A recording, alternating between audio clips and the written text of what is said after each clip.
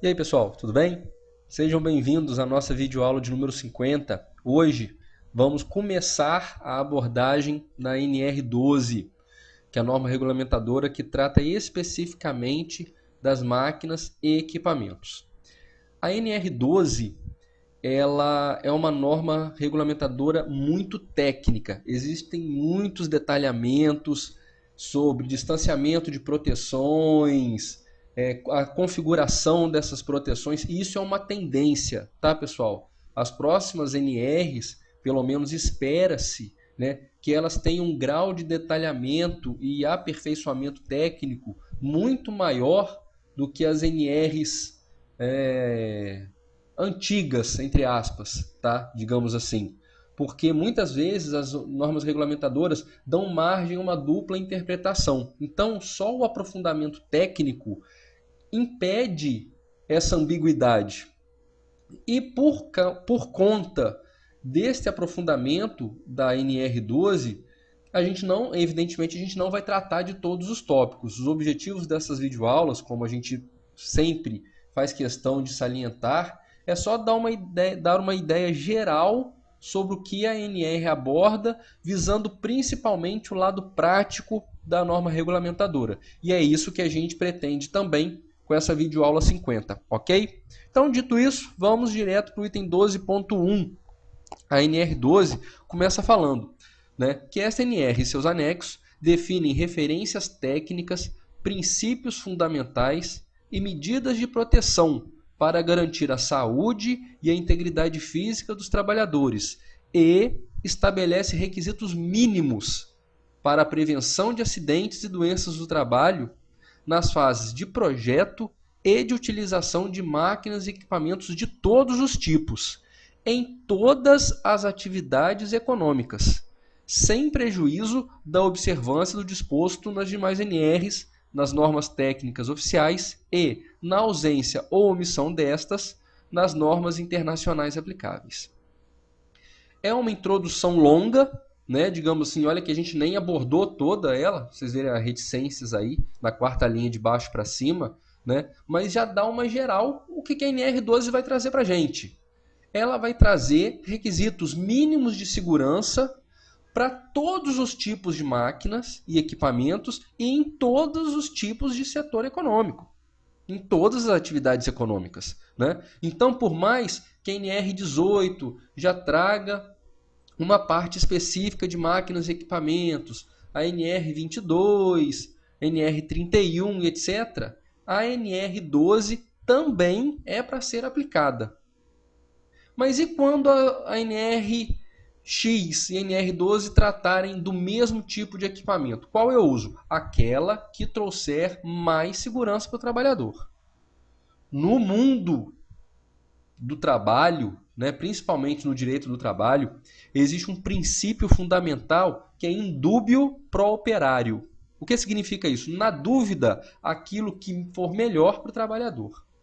E nesse caso, é aquele dispositivo que trouxer mais segurança à integridade física desse trabalhador, ok? E quando todas essas NRs e normas oficiais brasileiras forem omissas, aí sim eu vou usar uma norma internacional. Eu não posso primeiro partir da internacional, não. Primeiro eu uso as normas brasileiras, tá? Tanto as regulamentadoras quanto as NBRs. Depois eu vou procurar alguma coisa nas normas internacionais.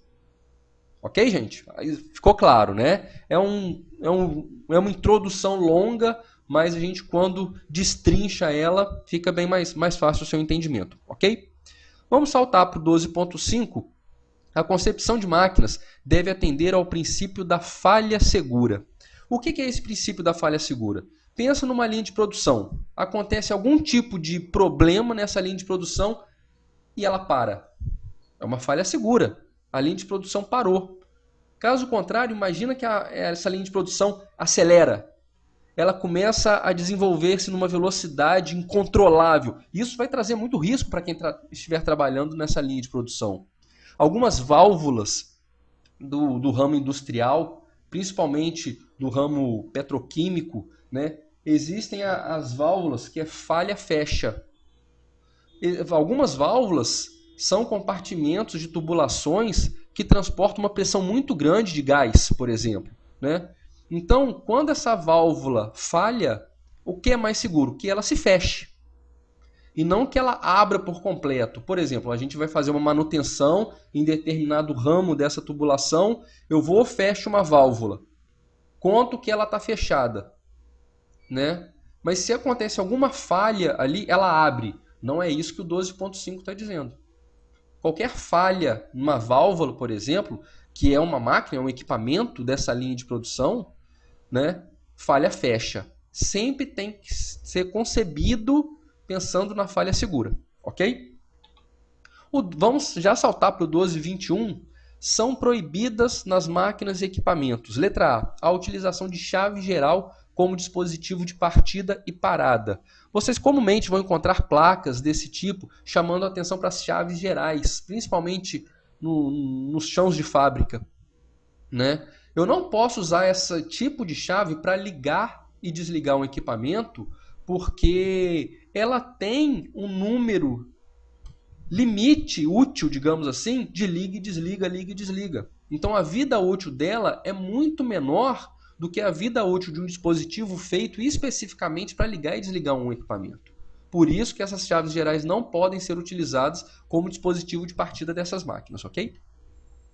O item B, a utilização de chaves tipo faca nos circuitos elétricos, né? A tipo faca é esse tipo de equipamento aí, a gente já viu o porquê quando a gente aborda a NR18, a parte dos dispositivos elétricos na NR18. Por exemplo, você tem uma máquina, uma serra circular, né? Esse tipo de faca está ligado, quando falta energia, a máquina para de funcionar pela falta de energia elétrica, mas continua ligado, acionado para o seu funcionamento. Então, se alguém desavisado que o equipamento continua ligado, estiver operando o disco e a energia retorna, pode amputar o dedo ou a mão, como já aconteceu, né? Então, esse tipo de dispositivo para ligar e desligar o equipamento é proibido. No caso, tem que ser substituído pela chave eletromagnética, que na ausência de energia elétrica, ele desliga automaticamente, digamos assim, né? Letra C, a existência de partes energizadas expostas de circuitos que utilizam energia elétrica. É a já tão conhecida, né, e debatida aqui pela gente, parte viva exposta de circuito elétrico as máquinas não podem ter, ok? No 12.26, quando forem utilizados dispositivos de acionamento do tipo comando bimanual, visando a manter as mãos do operador fora da zona de perigo, esses devem atender aos seguintes requisitos mínimos do comando, desse comando bimanual. Comando bimanual, gente, é esse tipo aqui. Você tem a máquina e você tem um comando com dois dispositivos de comando para manter as duas mãos ocupadas, justamente para uma das mãos ficar longe da área de perigo da máquina. No caso dessa prensa, a área entre aquelas pontas verticais ali da imagem e a prensa que desce, né? Porque se fosse um comando só, a outra mão ficaria livre. Provavelmente a gente poderia corrigir uma peça que foi colocada ali de maneira inadequada e a nossa mão ser capturada, digamos assim, pela prensa. Por isso, o comando bimanual, para manter as duas mãos ocupadas, retirando, assim, uma das nossas mãos da área de risco, né? Então, o 12.26 vem falando sobre os requisitos mínimos com relação ao dispositivo de comando. Letra A. Possuir atuação síncrona, ou seja, um sinal de saída deve ser gerado somente quando os dois dispositivos de atuação do comando, os botões, forem atuados com um retardo de tempo menor ou igual a 0,5 segundos. O escrito por extenso aí está errado, está 5 segundos, mas é meio segundo nesse caso. Mas vamos reescrever a linha A. As máquinas e equipamentos só podem funcionar se os dois botões forem apertados com uma diferença menor ou igual a meio segundo. Por quê? Justamente para eu não ter a opção de apertar um botão, a máquina começar a funcionar, eu ir lá arrumar e apertar o segundo botão. Então, os dois botões têm que ser apertados quase que simultaneamente. A diferença de tempo entre um apertar e outro tem que ser no máximo meio segundo, ok? É isso aí que a imagem está mostrando. Letra B. né, estar sob monitoramento automático por interface de segurança. Isso vocês vão encontrar no glossário da NR12. Letra C. Ter relação entre os sinais de entrada e saída, de modo que os sinais de entrada aplicados a cada um dos dispositivos. Vamos reescrever a linha C. As máquinas e equipamentos só podem funcionar se os dois botões estiverem apertados ao mesmo tempo. Ou seja, eu apertei os dois botões para a máquina funcionar e ela só pode continuar funcionando se os dois botões continuarem apertados. É isso que a linha C está falando para a gente. Letra D. O sinal de saída deve terminar quando houver desacionamento de qualquer dos dispositivos de atuação de comando. Ou seja, soltei um dos dois botões, a máquina para. Letra E.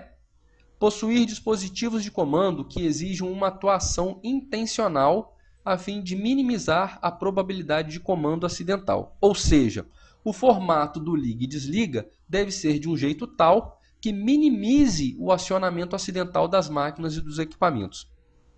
Nessa imagem que a gente está utilizando por enquanto, reparem que o botão de acionamento está na lateral da torre de comando e não na parte superior. Por quê? Suponhamos que alguém esteja passando por ali, tropece, vai se apoiar e acione a máquina acidentalmente. Então, você colocando, nesse caso da imagem, o botão na lateral da torre de comando, você evita ou minimiza bastante a possibilidade de acionamento acidental. E a letra F, possuir distanciamento e barreiras entre os dispositivos de atuação de comando para dificultar a burla do efeito de proteção do dispositivo de comando bimanual. Nessa máquina aí, reparem que o acionamento bimanual ele está distante um do outro, né? Por quê? Porque é uma prensa, né? Então eu preciso deixar as duas mãos do operador ocupadas para evitar que a mão acesse a área de risco, né? Se esses dois botões fossem um do lado do outro, eu poderia muito bem apertar os dois com uma mão só e com a outra mão arrumar a peça ali na área da prensa. Então, eu tenho que deixar esses dois botões distantes ou com uma barreira entre eles para que eu, de fato, tenha que utilizar as duas mãos. Ok? E a letra G, tornar possível o reinício do sinal de saída somente após a desativação dos dois dispositivos de atuação do comando. Reescrevendo, a máquina só pode ser religada após os dois botões de liga e desliga terem sido desapertados. Então, apertei os dois, soltei um, a máquina parou. Eu volto a apertar esse um, ela não pode funcionar. Ela só pode funcionar quando eu soltar os dois e acionar, melhor dizendo, os dois novamente. É isso que a letra G está falando para a gente. Ok? O 1240, mais um salto na norma. Os sistemas de segurança, de acordo com a categoria de segurança requerida, devem exigir rearme ou reset manual após a correção da falha ou situação normal de trabalho que provocou a paralisação da máquina. Ou seja, houve algum problema, eu precisei paralisar a máquina para fazer algum tipo de correção, né, numa falha ou uma situação normal de trabalho. Eu não posso acioná-la imediatamente, eu tenho que resetar essa máquina. É como no nosso computador. De vez em quando o sistema trava, você vai lá e aperta o reset. É mais ou menos a mesma coisa. Ok, pessoal? 1244. A proteção deve ser móvel quando o acesso a uma zona de perigo for requerido uma ou mais vezes por turno de trabalho. É o caso da nossa prensa. Reparem aí, né, que essa prensa, além do distanciamento dos comandos bimanuais, você tem essa área de proteção, que protege o trabalhador contra um rompimento, contra a área de risco da prensa, né? E essa proteção amarela é móvel, ela deve ser móvel, não é uma opção. Por quê? Porque deve existir a proteção, né? E ela tem que ser móvel porque é uma área que é acionada várias vezes ao longo do trabalho. Você pega a prensa, coloca na área de risco, abaixa a proteção, aciona, desaciona, levanta a proteção, retira a peça. Coloca a peça novamente, abaixa a proteção, comando bimanual, a prensa modela a peça, né? Você solta os dois botões, levanta a proteção, retira a peça. E assim sucessivamente. Por isso que essa proteção tem que ser móvel. Por quê? Porque se ela for fixa, depois de 5 minutos da jornada de trabalho, o operador já tirou a peça dali, principalmente porque ele é cobrado de produtividade, né? Então não tem como ser uma proteção parafusada, né? Porque a área interna dessa proteção precisa ser acessada. Por isso, a proteção móvel. No 1248, as máquinas e equipamentos que ofereçam risco de ruptura de suas partes, projeções de materiais, partículas ou substâncias, devem possuir proteções que garantam a saúde e a segurança dos trabalhadores.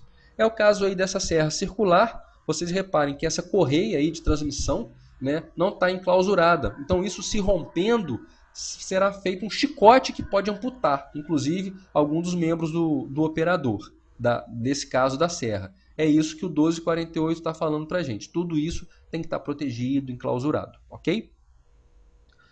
Um novo salto na NR12, vamos para o 1255. Em função do risco, poderá ser exigido projeto, diagrama ou representação esquemática dos sistemas de segurança das máquinas, com respectivas especificações técnicas em língua portuguesa. Nada, gente, de made in China, de equipamento feito na China, que hoje é quase a totalidade dos equipamentos que a gente encontra no mercado, com um manual na área de segurança em chinês. Não adianta. Tá? Todo projeto, diagrama ou representação esquemática dos dispositivos de segurança, tá? Além do Código de Defesa do Consumidor, de quem comprou ou locou aquela máquina, exigir que o manual de operação seja em português, a NR12 vem falando que os dispositivos de segurança também devem ser em língua portuguesa. Tá? E bem traduzido, porque eu já vi algumas aberrações que é melhor a gente nem comentar. Tá? Então, um português claro e específico, tá? Porque essa documentação pode ser exigida. E o 1255.1. Quando essa máquina não possuir a documentação técnica exigida, ou seja, esse projeto, diagrama ou representação esquemática dos dispositivos de segurança em língua portuguesa, o seu proprietário deve constituí-lo, ou seja, o dono daquela máquina, né? A pessoa que está utilizando aquela máquina tem que constituir esses dispositivos, esses projetos, diagramas, representações de segurança em língua portuguesa, sob a responsabilidade de profissional legalmente habilitado e com a respectiva ART. Ok, gente? Pessoal, nosso primeiro encontro sobre a NR12 termina por aqui. Não é uma das NRs mais, digamos assim, instigantes. Como eu já disse no início, é uma norma técnica, uma norma regulamentadora bastante técnica, né? O que acaba muitas vezes tornando cansativo o seu entendimento.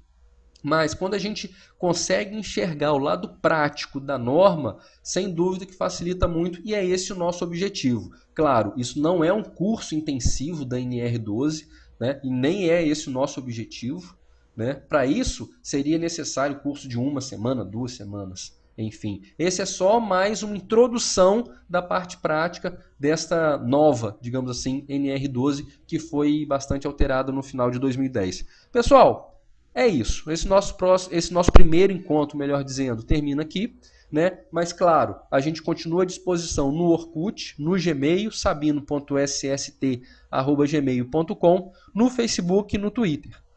Nosso obrigado de sempre, obrigado pela atenção mais uma vez, fiquem com Deus e até a próxima. Grande abraço, pessoal. Tchau, tchau.